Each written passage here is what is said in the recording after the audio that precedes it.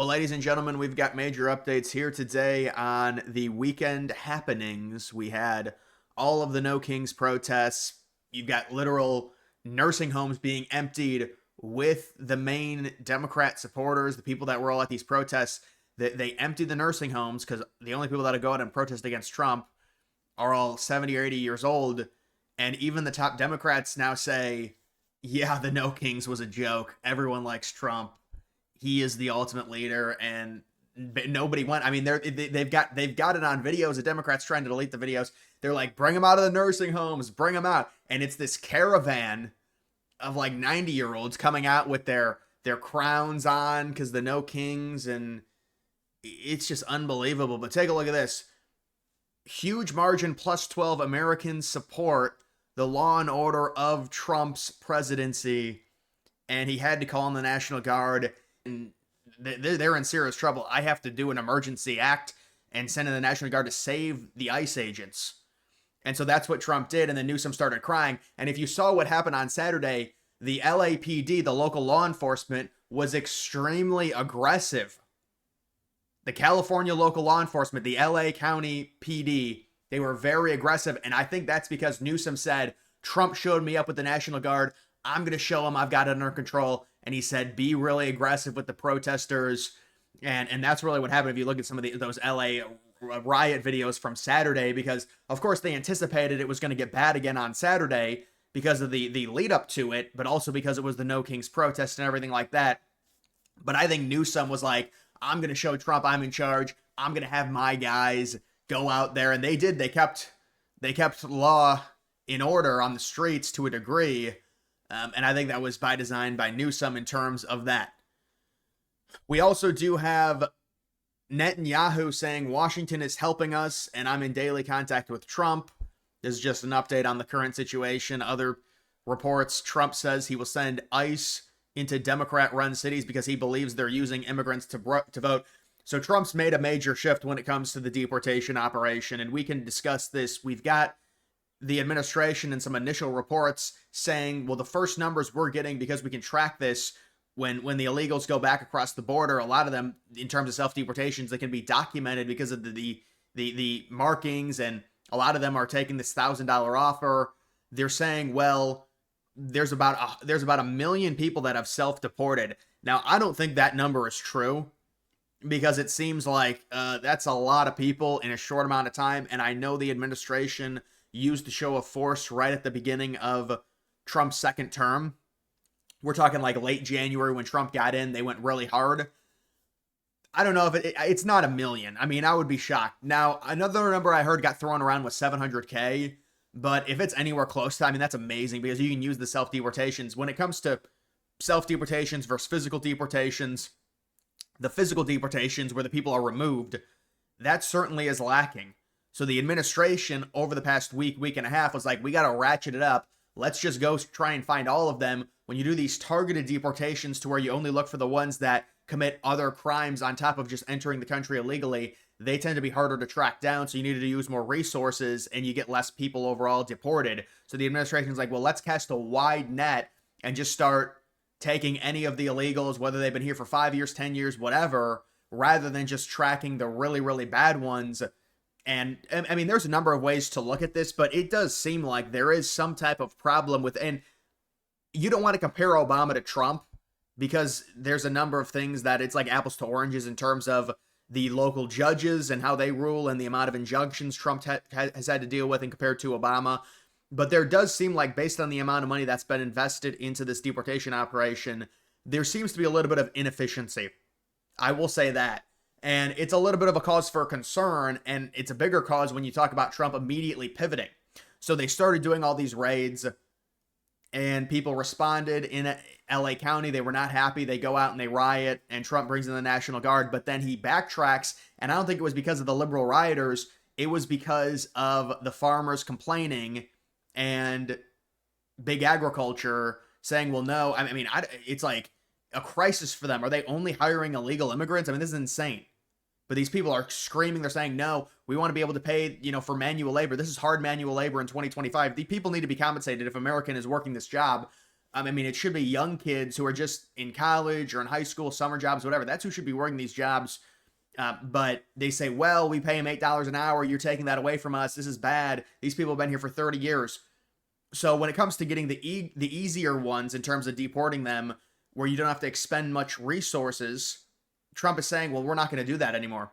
Trump says, well, the hotels, the service industry, the farms, we're not going to focus on. We're going to focus on the Democratic cities. He's trying to spin it. It's a pivot by Trump, and I think a lot of this, it's not the riots or the protests or anything like that. This is behind the scenes. Trump is being told that these people, I guess, are needed, like actually needed, to where, is half of your farm run by illegals? I mean, is it seriously that bad? I mean, that's like the reason why Trump would be doing this, because they say, well, they can't find the workers. Well, you could always find the workers. You have to pay them more. I mean, you've got Costco now paying people minimum $30 an hour. So there's other options for Americans when it comes to working these hard manual jobs at farms. And the farms that run things, they don't like this. I mean, I know you see farms, they say, we only hire illegal immigrants. We do it by the book. It's possible. But Trump's like, no, I'm being lobbied. I can't do this. It's got to be. So they've been doing damage control. Trump releases this massive statement on Truth Social. It's like 5 paragraphs long, talking about how emphasizing more funding, which they should have the funding package within the big, beautiful bill. A huge amount is being spent on a deportation operation within the bill, so you would think the numbers would go up. But I don't know if you're going to go softer on the ones that are easier to deport, because those are people that are actually working jobs, are actually functioning. But again, there is a problem with them being in, because they'll suppress wages for actual Americans, and it's more competition, and it's also part of the housing crisis in terms of how many of them are here. More competition in terms of housing. So there's a problem. And listen, this is manual labor. It is hard jobs. But the point is, if you're talking about these bigger cities, you're probably going to be looking at a harder situation in terms of being able to deport a ton of these people. Now, it's impossible to say or forecast the amount of, because the thing is you have to include the self-deportations, because that's part of the administration through the show of force that they've had in terms of deporting some of these people. Some people will just get scared and they'll self-deport. I don't know how many people have self-deported, whether they say it's 700K. That seems like it's a big number, and you'd love to somehow verify that. And then they recently said today, well, no, it's 1 million. It came out. You would like to get around 1.5 million per year if you include the self-deportations. It's going to be very hard to get there, though, based on the operation that they're running currently. If you get 2 or 3 million per year, or excuse me, 2 to 3 thousand per day, and then you include self-deportations, that could be around 1.5 million per year. But there is a little bit of a step back, especially just with the timing of Trump coming out with the statement about, well, we're going to downscale it. We're not, and I understand there could be issues in terms of, I just don't know, is there this much of an over-reliance on illegal immigrant labor at farms and at hotels and within the service? And I mean, this is a bigger, more concerning thing, rather than just, we need to, I mean, like, are they this reliant on illegal immigrants and not paying them high salaries? Obvious. It's like, I would imagine there's something to that. So we'll have to see. I mean, in terms of these deportations, we know Trump he's committed to deporting people. The other problem is, you compare it to Obama. They say, well, Obama deported more. Well, Obama had to deal with 0 injunctions. You know, I've actually looked it up, and if you look at the Obama deportations, about 3/4 of them were done with 0 court cases. That's because illegal immigrants, in terms of their due process rights, they don't have them because they're not legal citizens. All of these Democrats talking about due process, it's irrelevant. It doesn't exist. And there was no concern, let alone all of the Obama deportation numbers being flubbed because he included border turnaways as part of his deportation, which is what Trump doesn't do. He doesn't count border turnaways as deportation. So it's different. You're comparing apples to oranges, but also Trump is up against it. And then they try and say that these local judges who are total activists, who are Democrats, many of them appointed by Obama, they say this is democracy, this is checks and balances. Well, no, it's not at all. Nobody voted for these judges. We voted for mass deportations of illegal immigrants. Obama was able to do it. He was able to deport millions of people without any court cases, but Trump's not allowed to. So you see the double standard. And this is the only political power that Democrats have. It's through these local activist judges that were appointed by Biden, by Obama, to disrupt this presidency and this administration. And these people, there's an incentive to do it to where the DNC will give them money for doing this and putting their own reputation on the line in terms of these injunctions against Trump when it comes to the deportations. So this is the big issue. And we're trying to get it resolved. We're trying to allow Trump to... It's the same thing with like Trump, the National Guard, the original, the court rules, well, Trump's justified in having the National Guard. Then another court says, no, he's not. Then it gets appealed and it turns out, yes, he is. Look, this is unfortunate how they're trying to, especially because they have no real actual power in terms of these deportations. They've got no power in Congress. They don't have the House. They don't have the Senate. And they've only got these local judges. It's like a singular judge. Well, who elected her? Nobody. They were appointed by either Obama or Biden. And so there's been like 20 injunctions against these deportations. It's insane. And there were 0 with Obama when Obama deported more, and none of them had the quote unquote due process that liberals keep referencing. That, oh, I'm not saying Obama didn't do it by the book. He did, but that's because these are illegal immigrants. They're not U.S. citizens. So you see, it's just insane when you think about it. You've got Trump saying this is an emphasis. He wants them to focus on the cities. And so this is the pivot from Trump, because you've got the farms, you've got the hotel. I guess hotels are within cities, so you would think. But it is a pivot to where Trump is like, we need to go after the Democrat-run cities. And I agree. I think when you look at a map, I mean, this has been tracked. Think about it. When you look at California, the amount of illegals in California, they would lose 2 electoral votes if all the illegals went home. And then they say, well, what about Florida and Texas? Yeah, I agree. I think Florida and Texas would probably lose 1 electoral vote, but then you've got Illinois and New York. The point of it is liberals would lose more electoral votes than conservatives as all the illegals got deported. Back by about 2 or 3 electoral votes. Yes, there are a lot of illegals in Texas and in Florida. I admit it, but California, that's the most out of any state. And Illinois and New York are also very high. So Trump is right. They are gaining because of the way the census is done, let alone how horrible the census was done in 2020, to where they miscalculated the population and gave the liberals 2 more electoral votes. That's a real thing. They undercounted a conservative state in terms of the population, and they overcounted a liberal state.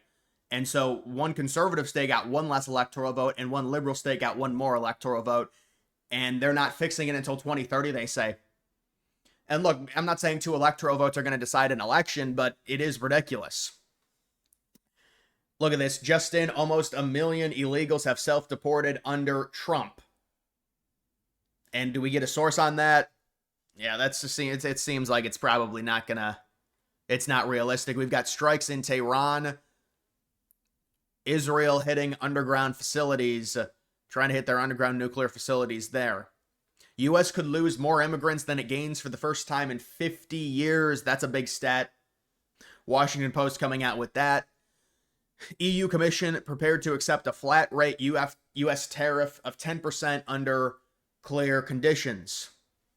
So it seems like not much is going to be changing when we talk about a trade deal with the EU. The 10% flat rate will stay, the EU Commission says, and there has been less, from what I've seen, optimism from the administration in terms of extracting amazing trade deals. The writing is kind of on the wall here. I'm not saying we're not going to be fine with the deals, but the issue is we wanted a domino effect pretty much immediately, to where all of these countries got in a line and wanted to do deals with the United States. The negotiations have been a lot more grueling. My guess is there will still be tariffs placed on these countries. Trump said he wanted to do it. And so the 10% rate, I mean, there's still a 10% rate on the UK. And we've got a kind of a flimsy trade deal with them right now. But with the EU, they're saying the 10%. I mean, this is a 10% flat rate worldwide. And they're saying, well, with a lot of these deals we work out, it's probably going to stay at around 10%. That's going to allow us to get a revenue stream in the form of tariffs. And, you know, what you're doing is you're trying to find an equilibrium to where if you tariff too much, it will cause a disruption. It will be inflationary. I know economics, we understand. But if you can keep it low enough to where you're generating revenue at a high enough rate to cut into the deficit, but you're not really affecting the inflation rate, which is where I think we are right now for the most part. Now, there's going to be more of a lag in terms of inflation, but we would be looking at around 10% tariffs stay on pretty much everyone. Whether or not Trump does the 50% on China, that's what he says is going to be happening. I don't know if that's true. There's still no official announcement on that trade deal. But we're probably going to generate, I mean, the administration says around $300 billion per year, and that's about 30% cutting into the deficit. And then they say, well, no, the deficit is 2 trillion. Well, I don't count interest payments as part of the deficit because that's not administrative spending. So if we seriously have a deficit of 1 trillion and you generate 300 billion in tariff revenue, that's 30%. And they may generate even more than that. They may generate 350 billion, that's 35%, 400. I mean, Ludnick said, well, we got 34 billion in tariff revenue. I don't know where that number comes from because they reported in May it was 23 billion, but Trump said it was 88 billion over the last 2 months. I mean, so listen, it's a lot of money, and we're trying to find it to where, yes, it's inflationary. Yes, it could slow down the economy for a short period of time. The point is we have to, I mean, plus the other thing that it does is long term, we do think this is going to help the economy overall because it has to generate more domestic production. That's what the auto tariffs are doing. I mean, you see all the plants now, all of the investment from the car companies into the United States, they're forced to because Trump said they're staying on. I'm done with it. Now, with all these other tariffs, it's a little bit different. But I think even with these trade deals, it's probably going to be around 10% flat tariff remains on in most of them. Now, some of them, it might be a little bit lower. It could be just certain sectors. Probably no tariffs or very low tariffs on the semiconductors until we start really producing more domestically. But what we're looking at right now is some serious tariff revenue with hopefully inflation remaining low. We've got the Fed meeting on Wednesday where they're not going to change anything. It's pretty much guaranteed. It doesn't have much to do with the energy sector. I know people are going to say, well, it's because of the crude oil. They were never going to change it. They don't look at energy. It's not factored into core inflation. So and you could say, well, that does have effects on other things, but even the crude oil has dampened at around $71, $72 a barrel, and it might go back down depending on what happens with Israel, Iran. Now it could shoot up depending on what Iran does with the Strait of Hormuz. But the hope is that, well, they're not gonna blockade it, because if they did, the U.S. would be directly in combat with them, and they wouldn't want that. But I mean, that's a situation that's going to potentially affect this, not to a high degree, because again, they don't look at energy. I'm just saying, if there's higher energy prices, it probably will have a ripple effect on other sectors. That's the issue. But that would be down the line. But we have seen the trueflation go up over 2% now. A lot of that's because of the volatility of energy prices. But you've also got Bibi saying, I understand America first. I don't understand America dead. You know, with Netanyahu, this is the second straight day. He went on Fox News yesterday. Now he's on ABC. He is trying to petition to the American people to join this war. He's basically pitching the war to the American people and trying to use fear that the Iranians are somehow going to strike and pick a fight with the United States in terms of them developing a nuclear bomb and then somehow using a nuclear bomb on the United States. No, this is the boy who cried wolf.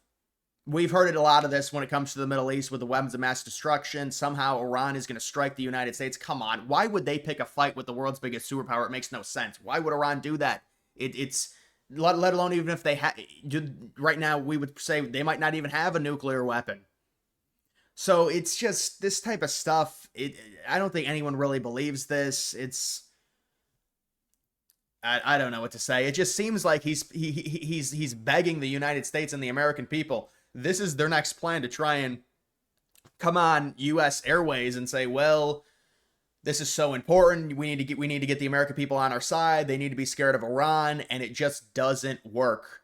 Maybe in 2001, after 9/11, or 2003, with the weapons of mass destruction, but it doesn't work now. Trump says, I'd say Iran is not winning this war. They should talk, and they should talk immediately before it's too late. So Trump's still pushing for some type of negotiation. Israel, after this statement, this was at the G7. You can see Carney looking like a little lapdog next to Trump. That is the leader of Canada, the newly elected leader. It's a G7, not a G8. Trump also came out and criticized Russia not being in the G, which was previously the G8, the G7. They got ejected in 2014 after the annexation of Crimea. which was done because of Western influence to turn the Ukrainian citizens against a pro-Russian government within Ukraine. And then people wonder, well, why is Russia angry? Oh, I wonder. No, it's better to have diplomacy. It's better to talk to these people. They should have accepted Russia even more into the G8 at that point, because we don't want to alienate them. We want to do diplomacy. We understand you're angry about us musing in Ukraine and the affairs and the history of Ukraine and all of it, but they didn't do that. They just kicked them out. So this is the big problem. And so when you look at this and what Trump is saying, Israel came out hours after Trump said this and said, Bibi said, well, no, there's going to be no peace. And so Israel is once again trying to exude authority over the situation and over the diplomacy that Trump is maybe trying to push. It's hard to really say because it doesn't make much sense from an Iranian perspective unless they're really dealing with inner turmoil within their own country to accept any type of new nuclear deal. Because if there's a new nuclear deal, there's not going to be a nuclear program for Iran. And this is on the heels of the Israeli strikes where they took out several of their top leaders and nuclear scientists. And now Iran is returning fire and Israel is like, we need even more help. Now we need the United States for offensive support. Trump said, that's the red line. We're not doing it. We're not going to be helping offensively. This is Israel's war. But Trump has sent a lot of mixed signals out. And it seems like Israel is more at the forefront in terms of how this is playing out than Trump. It seems like Trump is playing catch up in terms of the way I'm interpreting a lot of these statements. And so, I mean, a perfect example is Trump saying that Iran needs to talk, Iran needs to negotiate, and then Israel 2 hours later saying, we don't want peace. I mean, how else are we supposed to take that? So that's a disconnect, and Trump is going to have to stand up and just say, I'm done with it. We can't keep doing this. There needs to be some type of ceasefire. But the problem is, would Iran even accept it? I know there was a report from the Washington Post, maybe something like that. I don't remember exactly. Wall Street Journal, I think. Wall Street Journal this morning that said, well, Iran wants to negotiate. I did a video on it. I'm not going to rehash it because, this video is long enough. But guys, make sure you like the video down below. Also follow me on X. Link to that's always in the description.